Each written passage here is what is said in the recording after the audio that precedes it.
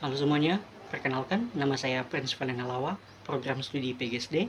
Di sini saya membuat video chapter review part 2 untuk memenuhi tugas mata kuliah Pancasila yang diampu oleh Bapak Restu Yandika Sakti Zendrata SHMH. Pada kesempatan kali ini saya akan memaparkan beberapa materi terkait dengan Pancasila, yaitu yang pertama, Pancasila sebagai ideologi negara, yang kedua, Pancasila sebagai sistem filsafat, dan yang ketiga, Pancasila sebagai sistem dan etika.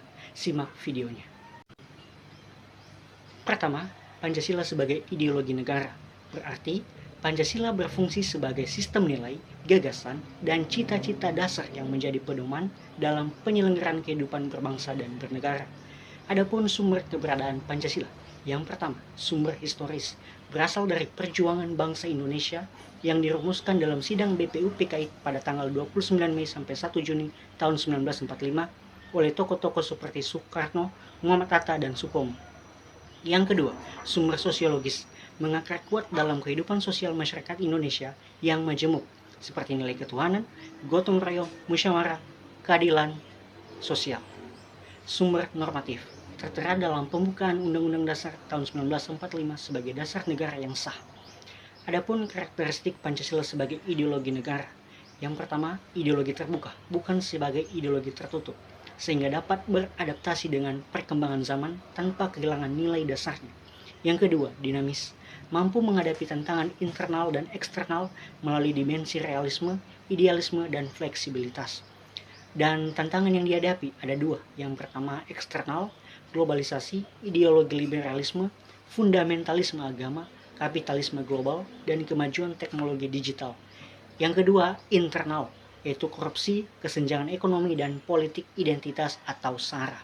Dan yang terakhir itu fungsinya, antara lain sebagai sarana integrasi bangsa, sebagai panduan dalam perumusan kebijakan publik dan hukum, sebagai filter terhadap pengaruh ideologi asing yang tidak sesuai.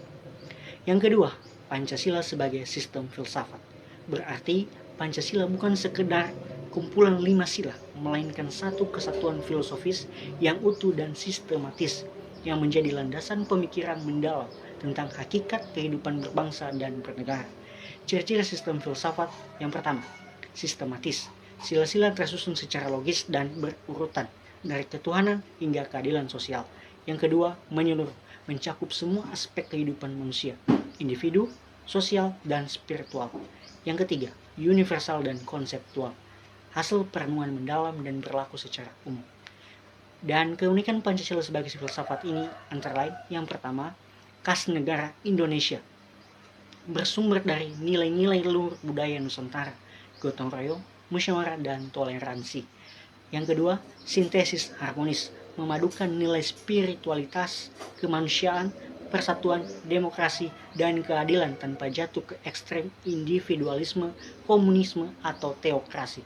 Adapun urgensinya, yang pertama sebagai landasan ideal negara, sumber norma hukum, pemersatu bangsa yang majemuk, dan yang terakhir filter terhadap pengaruh global. Selanjutnya, genetivus objectivus, yaitu Pancasila sebagai objek ilmu. Contohnya, mahasiswa meneliti sejarah perumusan Pancasila, menganalisis nilai filosofinya, atau mengkritik implementasinya. Pancasila dibedah secara akademis. Yang kedua, genetivus subjectivus, artinya Pancasila sebagai jiwa atau subjek yang aktif. Contohnya, seorang warga yang secara spontan mengadakan penggalian dana untuk korban bencana. Itu adalah implementasi nyata dari sila 2 dan 5. Pancasila hidup dalam tindakan, kebiasaan, dan hati nurani bangsa. Dan yang terakhir itu Pancasila sebagai sistem etika, yang berarti Pancasila merupakan kerangka nilai dan norma moral yang menjadi pedoman dalam menentukan baik buruk, benar salah, serta membentuk perilaku yang bertanggung jawab dalam kehidupan bermasyarakat. Karakteristik sistem etika Pancasila antara lain, yang pertama, terpadu dan konsisten. Nilai-nilainya saling terkait dan tidak bertentangan. Yang kedua, panduan moral sehari-hari dapat diterapkan dalam kehidupan nyata. Yang ketiga, universal dan kontekstual, berlaku umum tetapi sesuai dengan karakter Indonesia. Dan terakhir itu nilai etika pada setiap sila. Pertama, ketuhanan, beriman, toleran, menghargai perbedaan agama. Yang kedua, kemanusiaan, menghormati hak orang lain, anti diskriminasi. Yang ketiga, persatuan, cinta tanah air, menjaga kerukunan. Yang keempat, kerakyatan, musyawarah, demokratis, menghargai suara bersama. Dan yang terakhir, keadilan sosial, berbagi, anti korupsi, dan peduli sesama. Demikian video chapter review saya, semoga bermanfaat dan terima kasih.